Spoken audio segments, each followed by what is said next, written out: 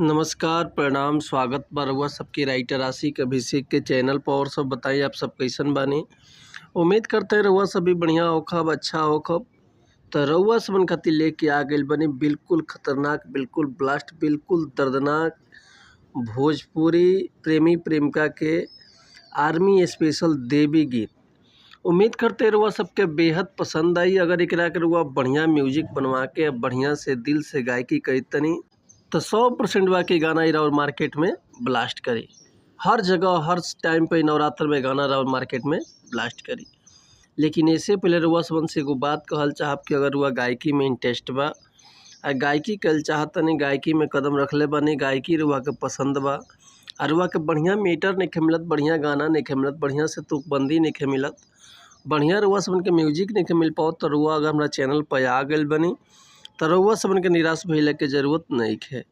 काहे से कि रउआ सबन खातिर हम हर एक प्रकार के सॉन्ग लिखिले, हिंदी होखे चाहे भोजपुरी होखे, चाहे रुआ कोनो भी ट्रैक पर चाहे नया कंपोजिशन गाना लिखवा सकिले। लव सॉन्ग, ऑर्केस्ट्रा सॉन्ग, बेवफाई सॉन्ग, पूर्वी, निर्गुण, भजन, लोकगीत, लयदारी, रंगदारी, जातिवाद सॉन्ग, जिला स्पेशल गाना, चाहे सैड सॉन्ग, चाहे रुआ नवरात्रि स्पेशल, चाहे देवी गीत, चाहे भजन, चाहे रुआ विवाह गीत, चाहे विदाई गीत, चाहे रुआ अपने मन पसंद के कोनो भी मैटर लिखवा सकिले, वो बिल्कुल उचित चार्ज पर।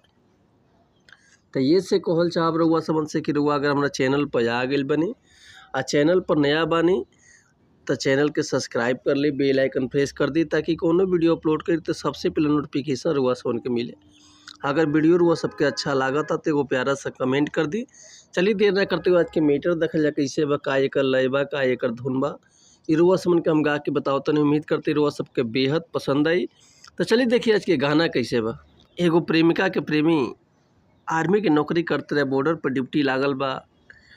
वह प्रेमिका माई से आराधना करती है कि हे माई, अब रउरे हवाले हमारी प्यार बा, अब रउरे एकर रक्षा करे के बाद। देखी कौना भाव में कैसे कहती है कि आर्मी के जवान हवे हमर लभरवा माई, बॉर्डर के ऑर्डर पे करे दुश्मन के मर्डरवा माई। हे माई सुनी ना कि आर्मी के जवान हवे हमर लभरवा माई, बॉर्डर के ऑर्डर पे करे दुश्मन के मर्डरवा माई।